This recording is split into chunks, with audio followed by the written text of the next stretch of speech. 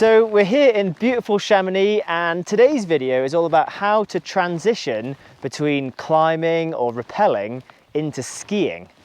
Now, this is one of those key skills in the mountains that's really going to help you to unlock that extra level of terrain. So let's dive in.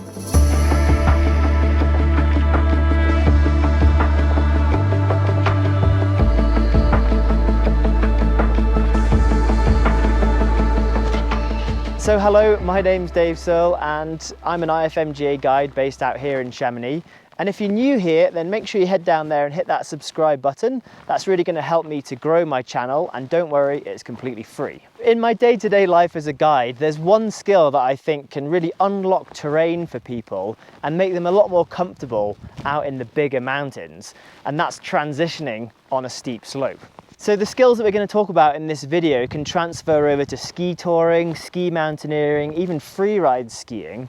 So it's a really key skill. And yes, there's lots of different variations to how you might have this set up. You might have snow climbing plates on your feet, you might have a rope, you might have crampons, you might be just using two poles. There's a lot of variation, but a lot of the basics are still the same. So let's head up onto a steep slope and talk through some of the basics of this kind of transition.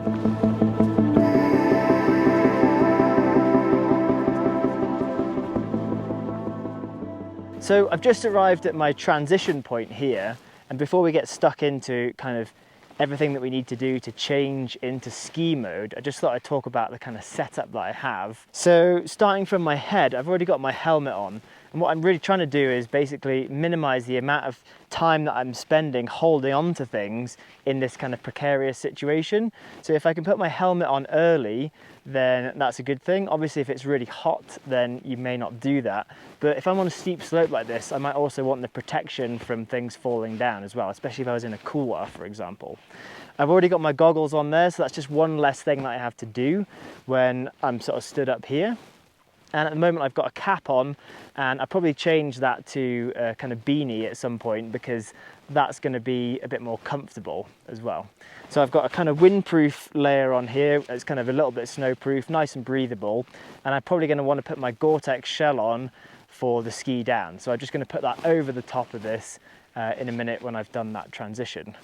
I've got gauntlet gloves on here because it's quite likely that I'm going to have my hands in the snow and holding onto my ice axe and moving around. So having a nice gauntlet that goes over the top of my sleeve is a good thing. I have a harness with a connect adjust on it, which may or may not be helpful in this situation. We'll talk about that in a little bit. You might already have this, and for a lot of the time, you perhaps don't need a harness if you're just out away from the glaciers, just climbing up and skiing down something. On the backpack, I've got an A-frame carry, so the skis are on either side of the bag, which is going to make it a little bit easier to take them off one at a time, which is an important thing if you're doing that transition on a steep slope. If you know that you're going onto a flat slope, then sometimes I do a cross carry because it's much quicker and a little bit more efficient when you're doing that. But I think for a steep transition like this, an A-frame carry is a better way of doing it. And it might also be that you're climbing up for a long time as well. So yeah, having it in an A-frame is the best. So here in my hands, I've got one pole and one ice axe. I might just have an ice axe. I might have two poles, whatever it is, it doesn't really matter too much. But here in this situation, I've got my other pole stashed on the side of that bag there, and it's trapped by one of the bag straps, and also it's inside the tech binding of my ski, so it can't really fall out or move anywhere. Yeah, it's a little bit rattly, but it can't come out downwards. So on my feet in this situation, I actually have these Aufrib snow climbing plates and the Petzl Irvis hybrid crampon holding them on. And when I've got these plates on, it's super important that I always have my feet facing into the mountain. These are a great idea for climbing up through deep snow. It saves a lot of energy on a boot pack. You might not have these obviously if the snow's a little bit harder, but yeah, we'll talk about how I'm going to transition with these. So I've just arrived here, and the first thing that I'm going to do is stamp out a nice big platform. If the snow is a little bit harder, I might also want to use the adze of my ice axe to actually cut away at the snow a little bit. And it's basically all about this big platform. The bigger the platform, the more comfortable you are, the easier it is to do the transition. So spending a decent amount of time here is going to pay dividends in the end. So yeah, really get a big ledge to start with. So here I'm using my ice axe for balance, and I'm just going to stamp out a nice ledge going upwards into the snow like that. And this ledge wants to be about 1 meter wide in the end. I actually don't want it longer than my skis. I want it to be a little bit narrower than my skis, and you'll see why in a little bit. Okay, so now I have my ledge. I've put my ice axe and my pole just above me there, so I've got space for my bag to go here in a second when I take it off. And I'm going to take it off. Doesn't really matter which way you do it, but pick a side that you're going to be putting your skis and that you're going to be facing. So in this situation, I'm going to be facing you, but there might be a more comfortable way for you to face. You know, just decide which way you're going to face when you get here, and then you're going to have your skis to that side of you when you've done the transition. So I'm taking the bag off here.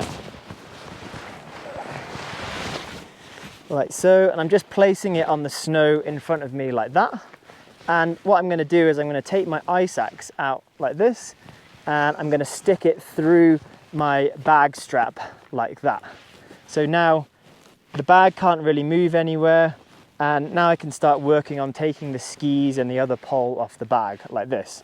So first thing is to take off the strap that goes around the tip of the ski, and just taking my time to, you know, put everything where I normally put it, not rushing through things.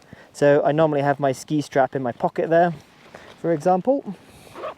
Here I'm going to take this ski off like so, and take that other pole out like that, and I'm going to stick it in there next to it like that, so it's nice and solid. What I could do if I was feeling a little bit kind of nervous about this slope and I had a connector just with me, is I could just clip that around both of my poles like that and tighten it up.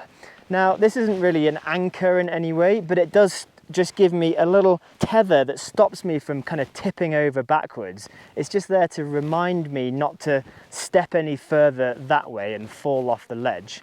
So it can be a nice idea to do that, and it just means that you've got that tiny bit of extra security, but obviously it's just a set of ski poles in the snow. So here I'm going to take this ski out of that lower strap, and I'm going to stick it down in front of me there, because I'm going to be facing this way in a second when I do the full transition. And just check that there's no snow in the bindings. This is open, the brake is down, and obviously before we started, it'd be a really good idea to take the skins off so that you're not having to do that whilst you're up here. So now I can take the other ski off there.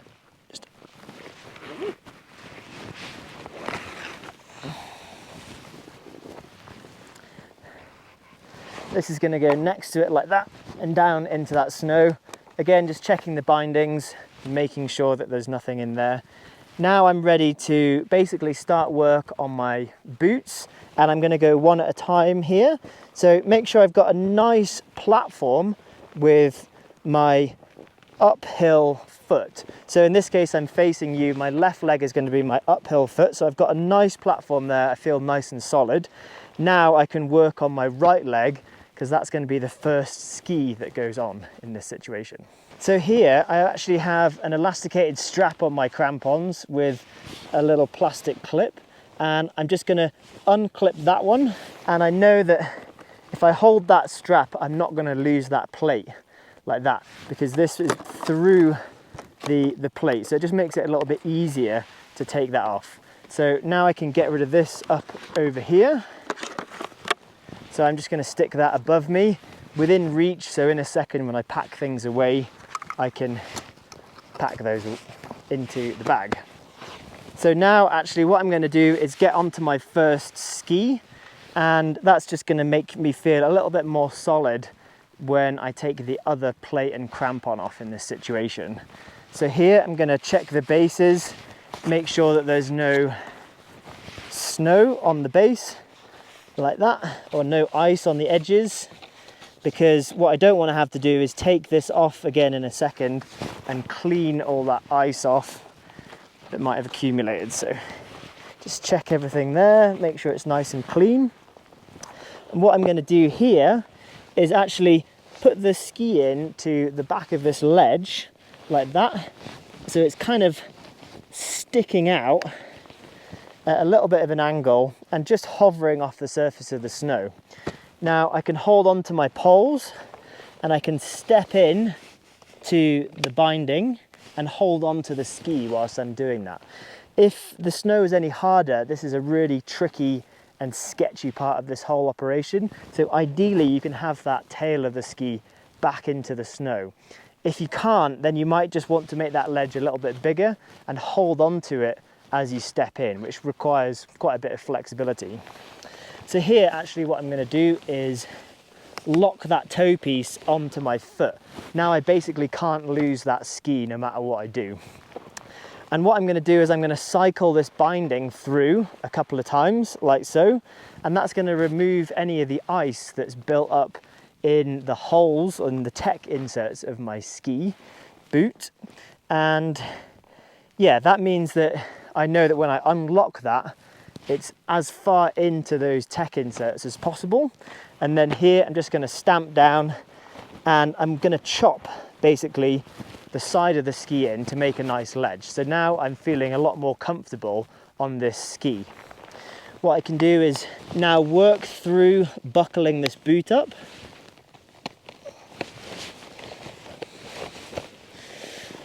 Okay, so now I'm fully buckled in that boot and I'm just going to lock that toe back down so it's in ski mode, and I'm ready to go with that leg. Now I just need to work through the other leg.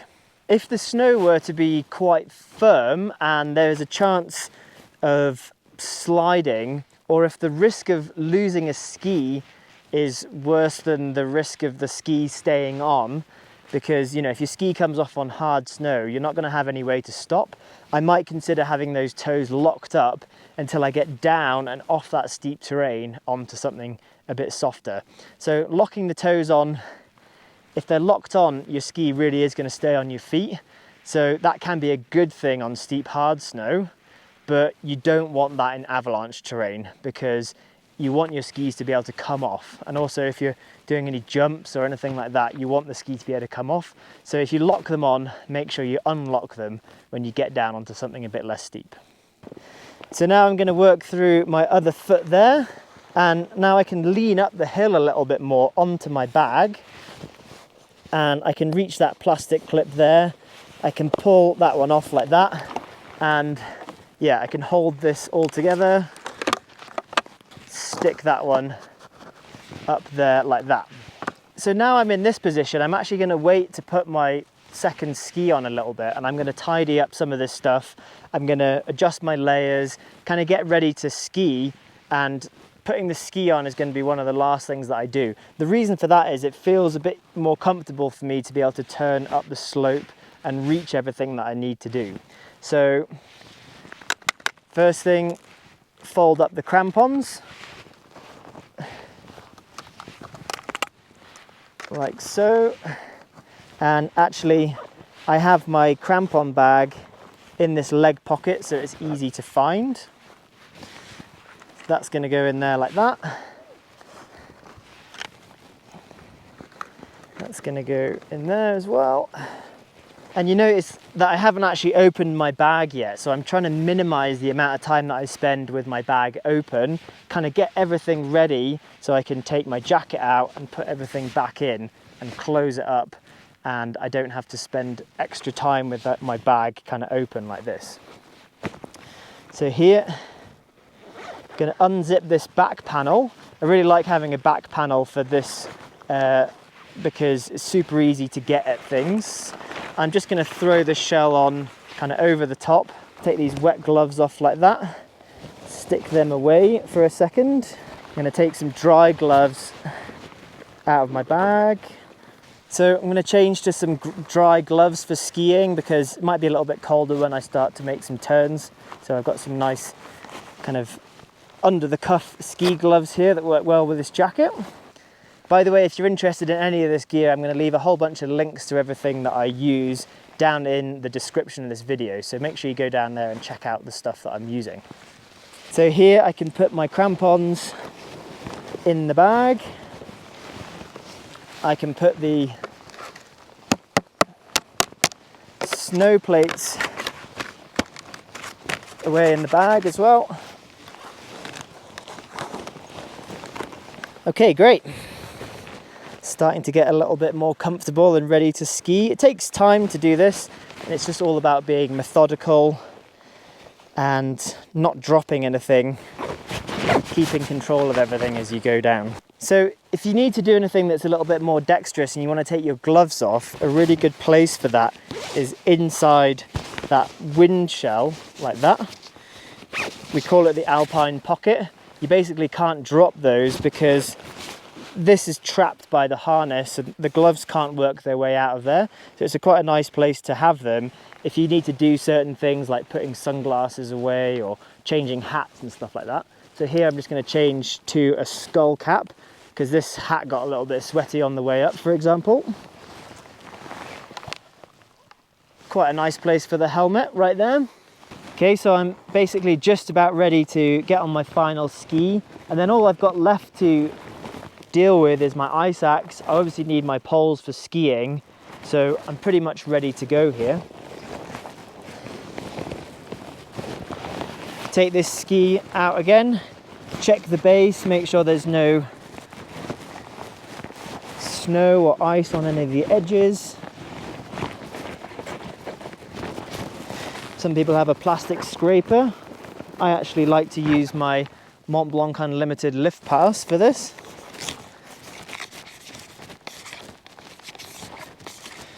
Does the trick. Save those grams. So here, yeah, making sure the bindings are all good and ready to go. Sticking that ski in there like that. Lock the toe on, cycle it through a couple of times, make sure that ice is all out of those holes. I've even actually seen Vivian Bruchet who actually takes a knife to those holes and just cleans out the ice, which is interesting. I've never felt the need to do that, but it is an interesting thing that, you know, it's a very important interface between the boot and the ski. So making sure that it's really working well is super important. So here, yeah, stamp down, chop my ski in again, so I'm feeling nice and comfortable on there. And you can see already it's, you know, I'm quite blocked kind of turning that way. So that's the reason that I left that ski off until the very end there. Going to work through buckling this boot up.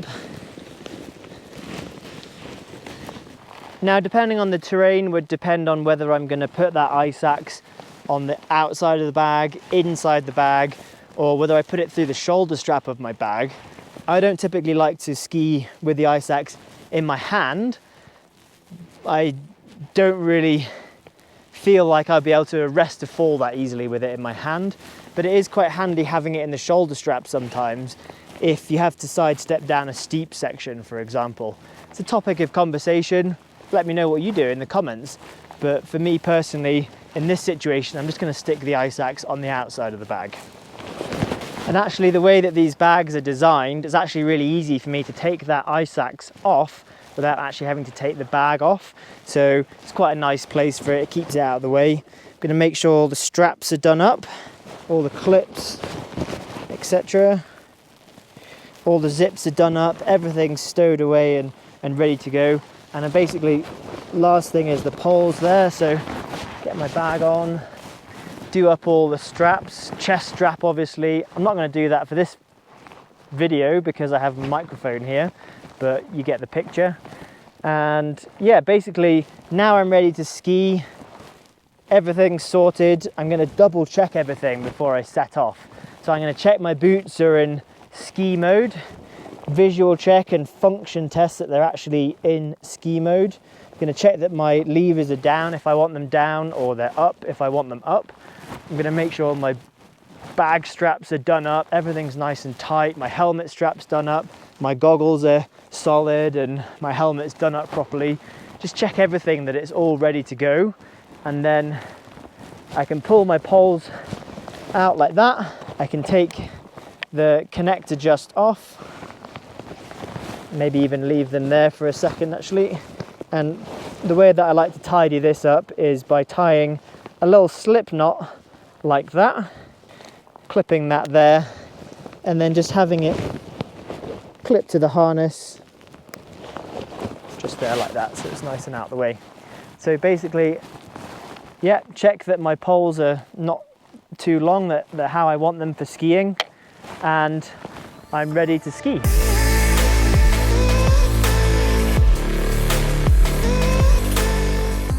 So thank you very much for watching. I hope you found that video interesting. If you did, make sure you give it a thumbs up. Make sure you've hit that subscribe button, share this video with your friends, all that kind of fun stuff to help me grow this channel and get these videos out to a bigger audience. So thanks again, and I'll see you next time. Cheers, guys.